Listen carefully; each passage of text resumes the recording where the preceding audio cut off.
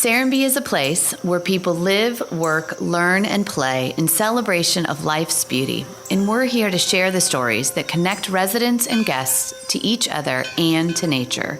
This is Serenbe Stories.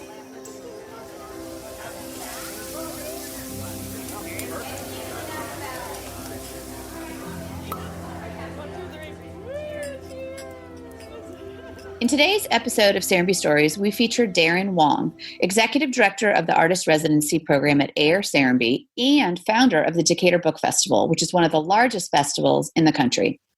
The AIR Residency Program typically supports over 30 artists per year, but since the pandemic started, Daren had to think on his feet to continue supporting artists and promoting their work since they couldn't be on site these past few months. In this episode, he shares how his love of music brought him to Atlanta, how he started the Decatur Book Festival, the artist residency selection process, and his vision for the future of the arts at Serenbe. He and Steve Nygren even make plans to put those dreams in motion. We hope you enjoy this episode of Serenbe Stories. But first, Serenbe Stories is brought to you by The Inn at Serenbe. The Inn is nestled in the rolling countryside of bucolic Serenbe, where guests can walk on the 15 miles of trails through preserved forest land, the wildflower meadow, and the animal village. You can relax by the pool, hot tub, or in rocking chairs on the wraparound porch, play on the croquet lawn, swings, and in-ground trampolines. Connect with nature and each other, all while staying in luxurious rooms on the Inn grounds or within the community of Serenbe.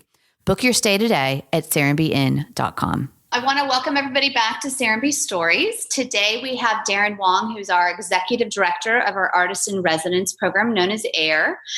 Daren has been around Atlanta for a number of years. He grew up in Buffalo, New York, and then moved to Atlanta in '89.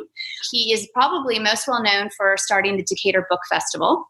And I'm hoping to talk to him about that today, as well as he was recruited to the AIR program and also recently released a novel that we're going to talk about a little bit that's a historical fiction in the South during the Civil War. So welcome, Daren. It's so good to have you. I'm really excited to be here and keeping good company. Look forward to the conversation, Daren. It's going to be fun. Thank you. Yeah. So, Daren, one of the things I'm really interested about, I do not know the story of how you came to be the executive director of AIR. So give us a little bit of how you got recruited and came into our world that way. Well, what happened was I'd been running the Decatur Book Festival, obviously, for many years. And there was a kind of an active partnership between AIR Serenbe and the book festival, and we featured artists from the program at the festival. I think every year for 3 or 4 years while I was there, and I think continuing to run that way.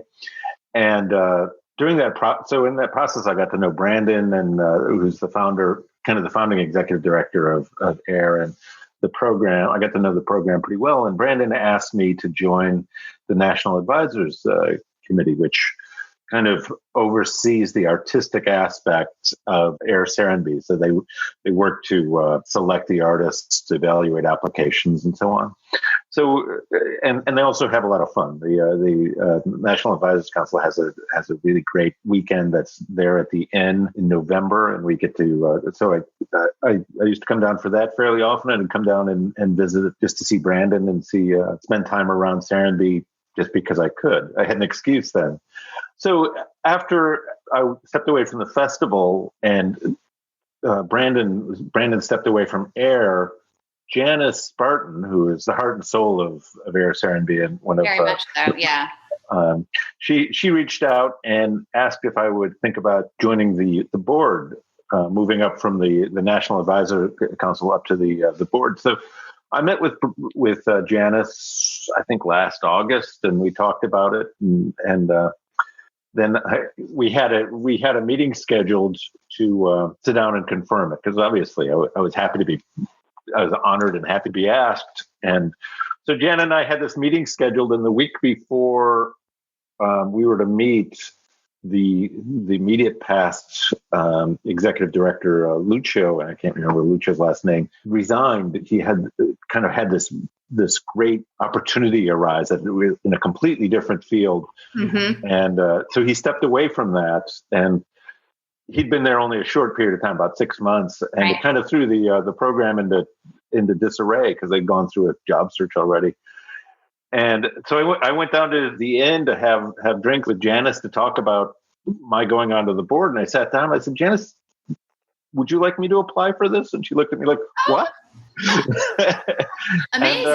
And there we were. That's how. So I was thrilled. It's a program that I've loved since the day that I heard about it.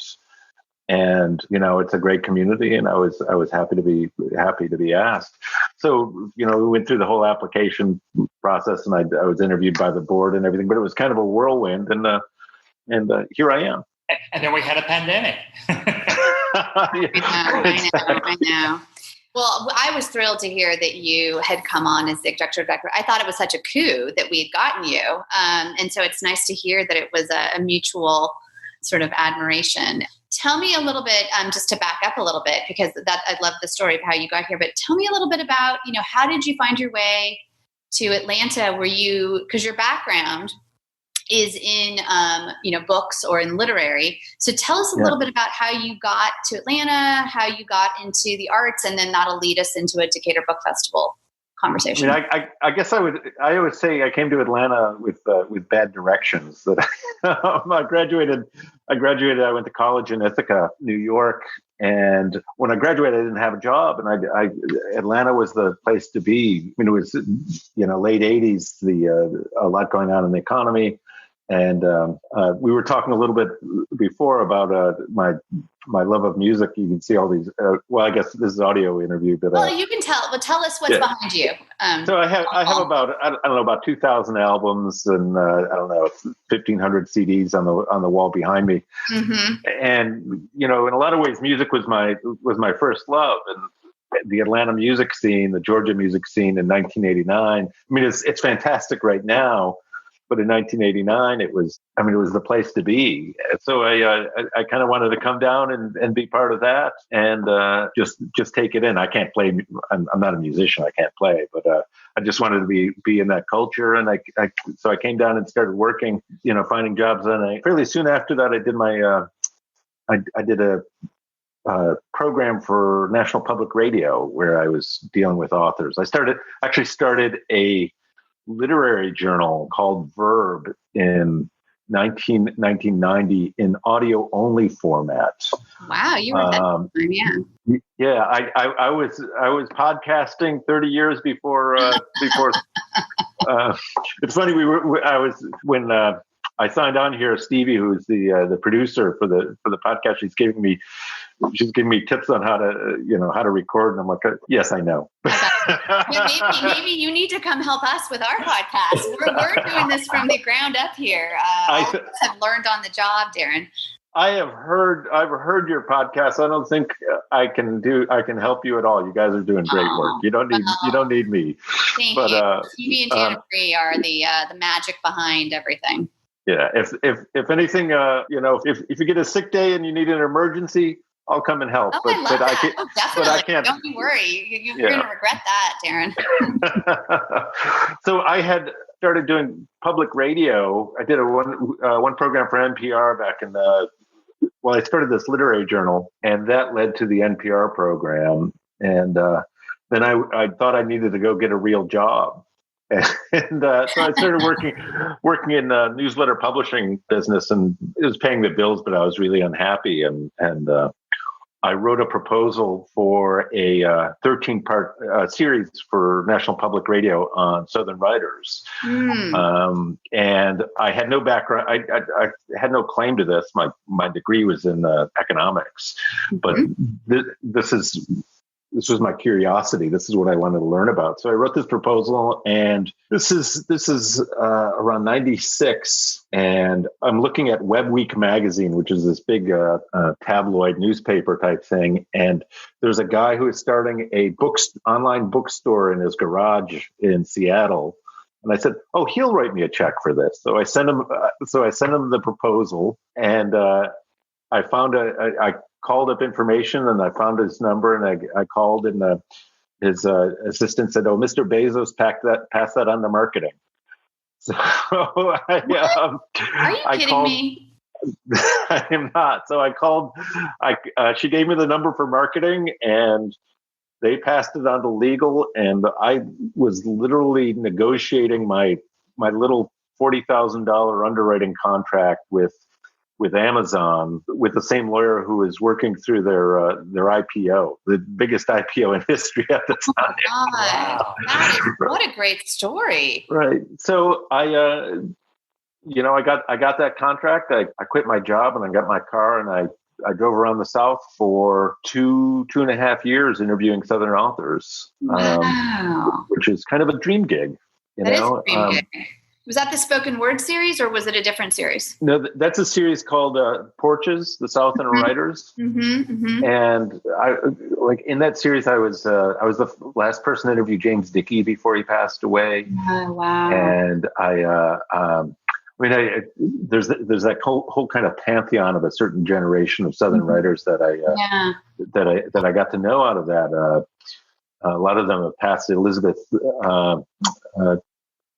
I'm trying to remember. She wrote The Light in the Piazza. She just passed away maybe 2 weeks ago. But also like Larry Brown and Barry Hanna, all those kind of classic Southern writers. And then I also became friends with Charles Fraser's his friend and all this kind of. So I did that work, and then I went from there, and based on that, WABE in Atlanta hired me to launch Valerie Jackson's Between the Lines series, and so I did that. I did that for a couple of years, and then I spun off and did my own series. That's the spoken word. That's the one that you mentioned, and that was I was recording author events throughout the country and editing them down and putting them on NPR or NPR affiliates. And that also, that was great. So I was driving around and kind of the book festival comes out of that because I had gone to this fantastic little festival, which is no more, in South Carolina, in Columbia. And I had a fantastic time. Saw all these authors I knew, and there's a great crowd and everything. And I was driving back, and I was with a friend of mine. I was driving back on 20, and I said, how the hell does Columbia, South Carolina have a book festival like that, and Atlanta, Georgia does not? And so I got to Atlanta, and I got on the phone and started calling people, and kind of put together a group to make that all happen. And what year was that? So the first festival was 2006. That first meeting was 2005. Okay. So we took about 18 months to from sitting around in Java Monkey in downtown Decatur to I wish it was Mix. I wish I could claim it was Mix in downtown Decatur. I think. Yeah. I think it was as well. But but we.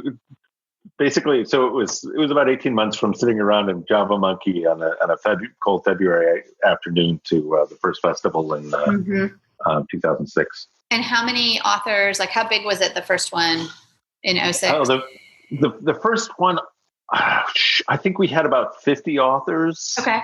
And we had close to 40,000 people. Wow, that is impressive for the first year. It was it was kind of an astounding thing. I don't think anybody really knew what we were going to get out of it. I've oftentimes said that if it was the festival that I had planned, it would have turned into about 30 people in an alley with an apple crate and a microphone. But the thing I think I did best in getting it off the ground is I really worked to build consensus with the whole Atlanta book world, the literary folks and the booksellers and, the newspaper and the city and all that. And I was able to and that's a pretty fractious lot at some point. Oh, I think. interesting. But I think that we kind of making it a community-wide thing and getting everybody behind it. That's why we ended up with the crowd we did. It was great. And that went on for how many years? The festival? 15? 14? So this year, which is going to be virtual, will be its 15th. 15th year. Okay, great. Yeah. And what was last year? How many people and how many authors did you guys have sort of at? Well, last year I was hiding. Okay. What was the last year that you were there? What is? So I think the 13th was my last one. Or it might have been the 12th. I think it was the 12th, and that was I think that was about 80,000 folks. Incredible. And I mean, this year will be. They're obviously changing the format significantly with COVID. So right. I'm not sure what those numbers will be. Well, it'll be exciting though. So you had really an interesting insight into Southern artists, both music and writers. And how do you think they differ from other regions of the country? Well, I'll tell you the Lewis Norden, who is a great Southern writer and underrated. He's kind of he passed away a few years ago too. I asked him. He had the best answer I ever heard to that. Is what's the difference between a Southern writer and a non-Southern writer? He said, so a writer will say, he went to the hall closet and he got his coat, put it on, and left for the party. And the Southern writer will say he went to the hall closet and got his coat, which his second cousin gave him on his 43rd birthday, when 2 days after his grandfather passed away, and put it on and headed out the door that his father had built from hard maple in 1918. So that's a Southern writer, right? But I'll tell you, the other day I was sitting with my mother, and she started telling the story, and the story ping-ponged all over the place. I said, "You've been living in the South too long, Mom." One of the things is how do you think, I love the idea of bringing the consensus and bringing everybody together. How do you think it's impacted Atlanta and the literary scene here? I think, it's tough to talk about this without sounding a little vain or like tooting my own horn. You can be boastful. It's okay. But I feel like there is, I think there's a sense of community, and there's a sense of connectedness within the writing community and within the book selling community and other literary segments that simply did not exist before the book festival. There's, when I think of the room of people that we put together for those early meetings, they weren't really friendly. The people in the room weren't really friendly with each other. Interesting. But I think they all are now. Okay. And I think they get along. I think writers support each other in ways that they didn't 20 years ago. And I think there's a true sense of community now, whereas it didn't exist before. When we started, one of our tasks was we had to go to New York City and pitch the idea of an Atlanta book festival to them. And there'd been a couple of attempts that had in the years leading up to this. And the New York publishers all said the same thing. They said, Atlanta's not a book town. This isn't going to work. Oh, I bet that was a challenge. It was, but it was also, it was the perception that, right. And there was reason for it, because it was so fractious, and we had lost Oxford Books, which old time Atlantans will tell you about. Is that now is that the same one in Mississippi? No, that's Square Books in Oxford. Oh, okay. Yeah. Great.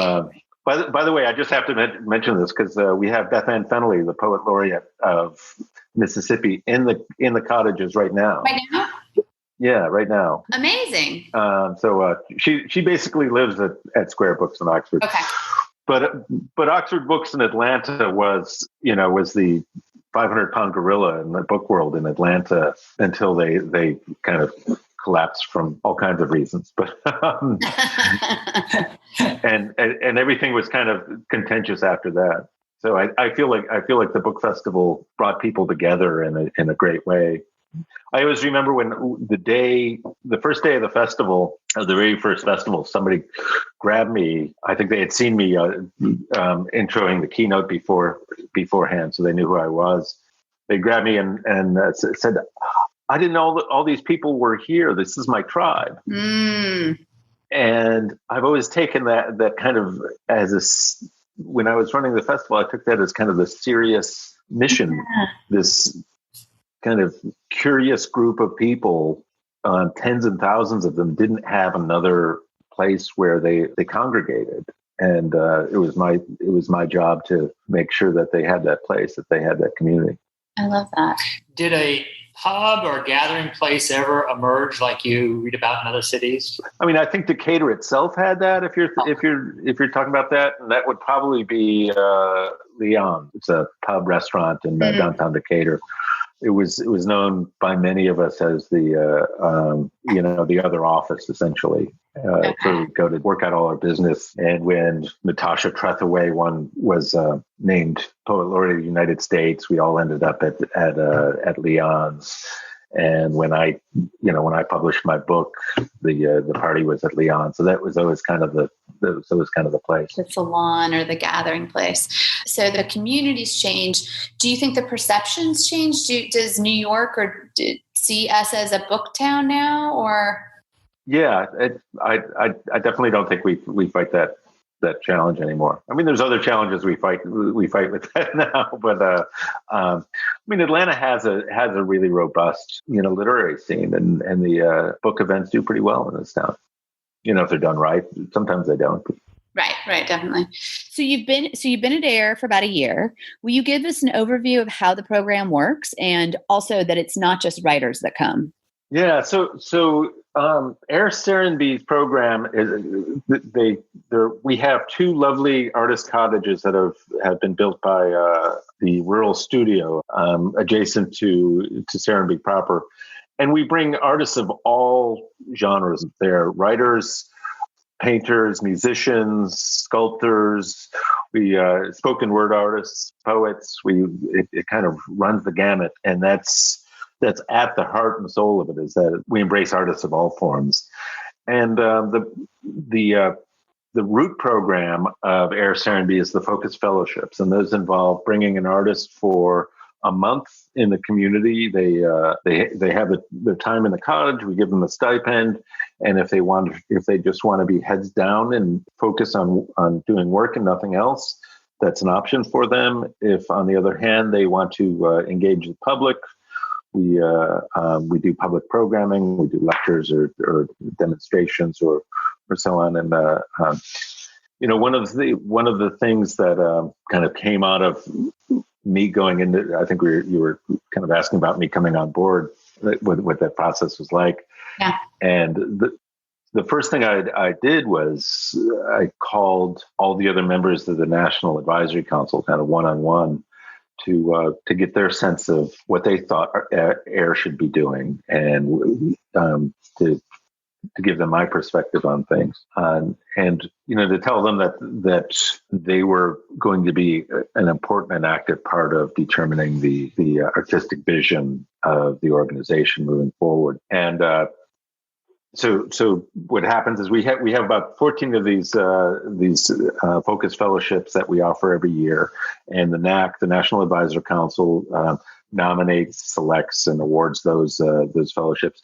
But we also have a lot of other types of residencies that we invite people in, working with community partners or just reaching out in the arts community kind of throughout Atlanta and throughout the region to see if who could benefit from a week or two in lovely Serenbe. Yeah. Do you have any favorites? I mean, I shouldn't ask you favorites, but do you have any that you want to highlight from the past year? I know we kind of had to take a break because of COVID. Yeah. So we welcomed our first artist back onto the campus on June 12th, and then just yesterday we accepted Beth Ann Fennelly came over from Oxford. But I think the residents that matter the most to me since I came on board is I invited Pelham McDaniel, who is a scholar at Emory University, and Pelham he was a friend of mine. He was also one of the most brilliant men I've ever known. He was a curator at the Rose Library, and he was working on his third book, which was he was weaving together a narrative history out of portraits of African American soldiers from World War One. Wow. And there are all these pictures of Black men and Black Americans in France and so on. And he had collected hundreds of these, and they told this story of this transition of a population going from one thing to another, and he had rooted it to the writings of Frederick Douglass. Oh, interesting. And Pelham's he was a brilliant guy. He was also a linebacker for the Atlanta Falcons for several years, and the Kansas City Chiefs. So he's a true athlete scholar, and he's a young man. I think he was in his 40s, and he stayed with us in January. And I had this marvelous dinner with him. Things were already kind of, it was a quiet dinner. January was a quiet time for us in general. Serenbe can kind of be sedate then. But we had this marvelous meal, and we were talking about all his plans, and he'd really understood the nut of this book, with the heart of it. And he wrote me a letter and thanked me for the time and how much it meant to him. And about 2 months ago, we got word that he died of COVID. Oh no! This is an NFL level athlete. Wow. And he was self-quarantining with his son, and he stood up and he just collapsed. Wow. I had, not 5 years ago, I'd been run into him at the YMCA here in Decatur, and I'm like on the treadmill next to this guy, and he's, and he's 13 miles an hour on the treadmill. He's cranking it out, and I'm dying at 6 miles an hour, 7 miles an hour. And it's just heartbreaking. Yeah, heartbreaking. Is his project going to be picked up by anybody, or? I don't know how. Right. I don't. It really was inside him. Yeah, I don't know how he can do it. His work, his work at Emory, I'm hoping. He will continue with some of his other work there, but he was a very, very good man. Yeah, well, that is really sad to hear, but I love that you had that moment with him at least, and start to learn of his work, and maybe there's a way for it to be picked up by somebody else. I hope so. Do you find that the pandemic, has, from the artists you've been talking to, is going to be changed because of the pandemic? Well, I think that, right, it's in the water, essentially, right?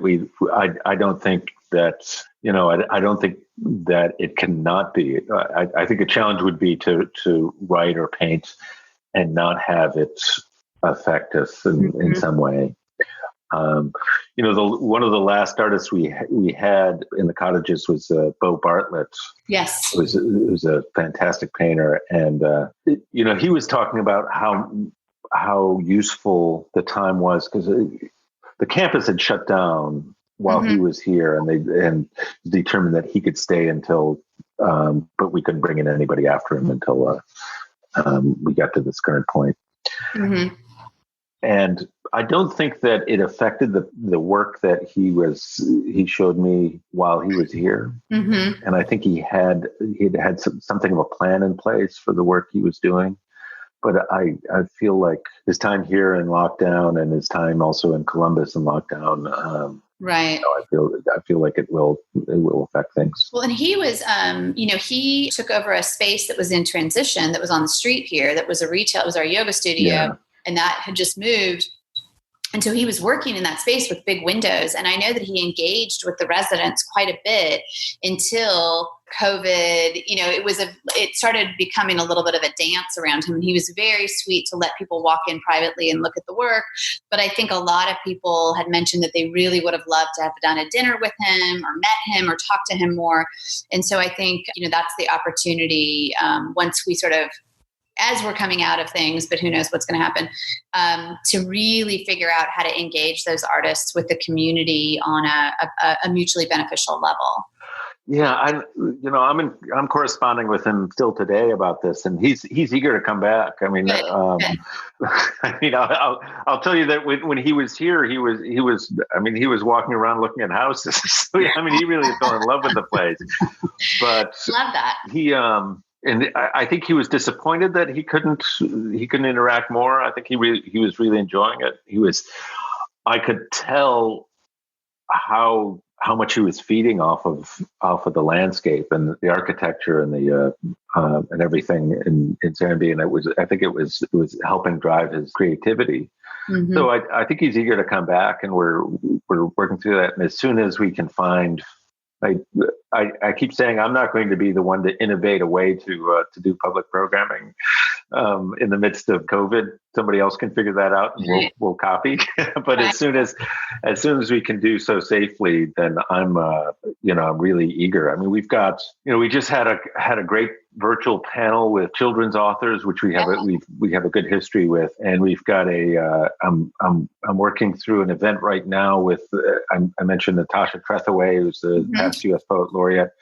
Her memoir is coming out in August, and we'll be doing a virtual event in partnership with Atlanta History Center.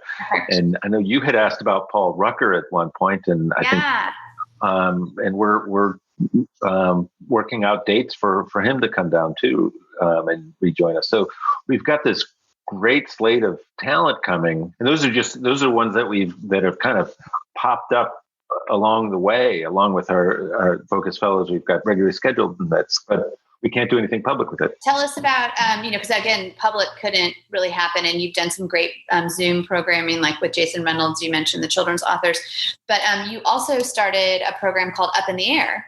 Yeah, it's something in the air. Something in the air? Something in the air. Sorry about that. Yeah, you started something called Something in the Air, which is going back to your audio roots, right? Yeah. Now, do you call it a podcast? Well, I'm calling it profile. Some of it is print, some of it is audio. We'll have a little film here and again, and Serenbe has a long history of doing film stuff. Brandon before me had a great series called Filmer, and at heart it's a lot of different things. I think one of the things that'll drive it is profiles of the artists that are coming to join us. That's great. I think one of the things that I felt wasn't getting enough attention from AIR was introducing the artists into the community, so that if the artist wanted, like Bo Bartlett's a perfect example, he would have loved to be more in touch with the Serenbe community. He couldn't, but we want to tell the story of Bo Bartlett before he arrives, so that when you see him having a drink at the inn or grabbing a sandwich at the Blue Daisy, you can go up and say hi to him, and he'll who he is and what his work is. That's and we hope to do dinners or something when the opportunity arises. But I mean, that's kind of one of the fundamental pieces that we want to make happen there. The other thing is we're thinking about a couple of different audiences when we make something there. One is the Serenbe community. One is the artists that we have coming in. We want them to know what the Serenbe community is like. So we're doing profiles of artists within the Serenbe community. So we did Christine Janae, and we'll be doing some more as we move forward. And we're also doing some profiles of Atlanta arts leaders that may or may not be directly related to Serenbe, but help tell the story of arts in Atlanta. So I interviewed Lois Reitzes a little while ago, which is turning the tables a little bit, and we'll post that in the coming weeks. And I had John Kessler, who came and visited, stayed with us a couple years ago, and he's coming down, I think, in September again. So we got his, and he's a longtime food writer for the AJC. So I got his, and he's been heading up one of the main committees on the James Beard Foundation. So I was able to get a look at what's been going on in the food world through his eyes, which I think is an interesting conversation. Right. And we're hoping to get our current interview with Charles Bethea, who's a New Yorker staff writer. I know that we're going to connect and try and get him down as well, possibly when Paul's here, which would be amazing. Yeah, I think that'd be fantastic. It would be it'd be a great pairing. So all of those kind of profiles, were it's serving a lot of different purposes, but I think they're all should be fun and interesting, and not too lengthy. So.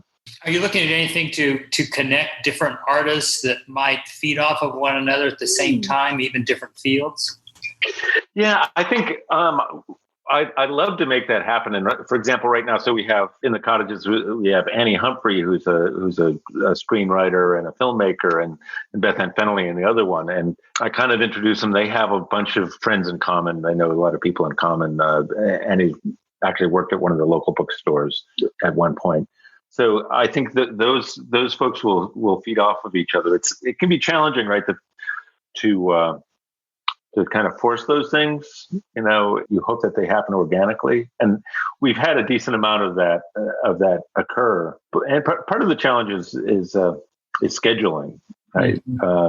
Getting good people to cross pollinate at the same time. Well, as we get more cottages, that's going to be easier to do organically. I'd like to think so. Let's have a talk about that. Okay, let's put a plan together.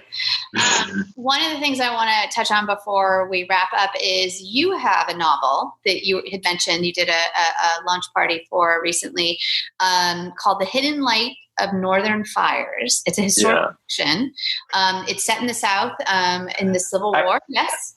Actually, it's set in the North in the Civil War, which is hence the Northern Fires. So it's set in the North during the Civil War. So tell us a little bit about it, and tell us how long did it take to write, and what's going on. It took me forever to write. It took me about 10 years to write. But the quick pitch is so Town Line, New York is the only place north of the Mason-Dixon to secede from the Union. This is all true. It seceded from the Union in December of 1861. It didn't rejoin until 1946. I'll try and make this as short as possible. My parents moved into Town Line, New York in 1971, and the house they moved us into was part of the Underground Railroad. And it was built by it was a converted barn built by the town's founder. So it was an Underground Railroad station run by a woman named Mary Willis in the middle of a town that had seceded from the Union. Wow. So that's kind of right. That's kind of the heart and soul of it. But the thing I think most relevant about book, I think for the topic of this conversation is it was that right when I think about how to create a good creative working space for artists in the cottages, I keep going back to. I mean, it took me about 8 years to write this book because I didn't really know how to write fiction or how to write that kind of sentence when I started. And I revised it, and that's this level of concentration, this level of focus that doesn't come easy. And when I think of what the cottages can do, I think of how valuable time in a space like that can be to somebody that's trying to focus and get that work done. So at heart, when I look at how to run Air Serenbe and how Air and Serenbe should be working, I ask myself constantly what that artist experience is like when they're in the cottage, how that should be, how we can support them, and how what little things make it easier for them. And I feel like because of my time as a novelist, I have a better sense of that than most. I love that. If you could I'll ask you one last question. If you could do anything with Air, like create a program, kind of sky's the limit, what would that look like? I mean, I would love to turn the art farm right?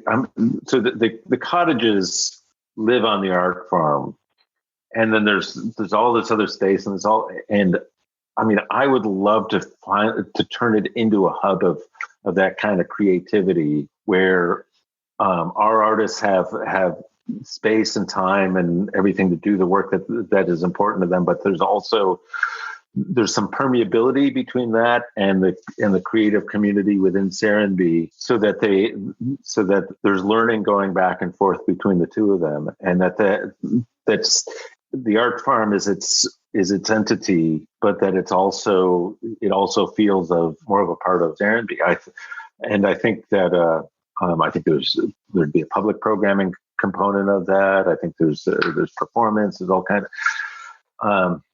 That's that to me feels like a trajectory for AIR, where we have additional space. You could build up several more cottages and have a really rich experience for multiple artists, where there's a lot more opportunity for cross-pollination going on, and and it all comes together in this in something of a gumbo on the over on the art farm. That's great. I love that. So let's plan a walk in the woods of the art farm and a whiteboard session to follow. I would love to do that, Steve. If you want to, it's 4:00. If you want to start at 5, I'll get in my car and I'll be done there in an hour. Yeah, watch out. He'll say yes. I'm going to follow up, and we're going to put a time on the calendar in the very near future.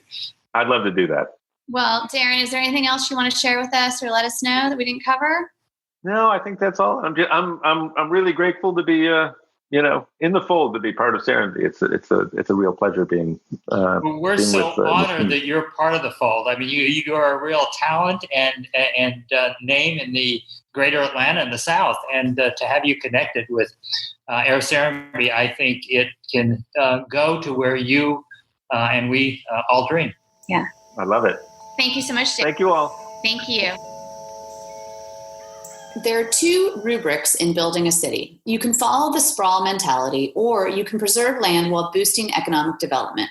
Serenbe builds and designs to be both beautiful and environmentally sustainable. If you're a city planner, developer, landowner, or policymaker, there are common sense solutions you can take to build a biophilic-centered community. Attend the Nygren Placemaking Conference this fall to learn more.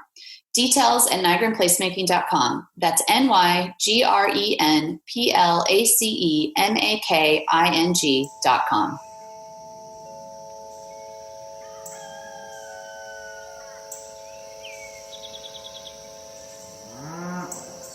Thank you for listening to Serenbe Stories. New episodes are available on Mondays. Please rate and review the podcast, and make sure to email your questions for Steve Nygren to stories@serenbe.com. You may even get to hear them on the podcast. More details about episodes and guests are available on our website, serenbestories.com.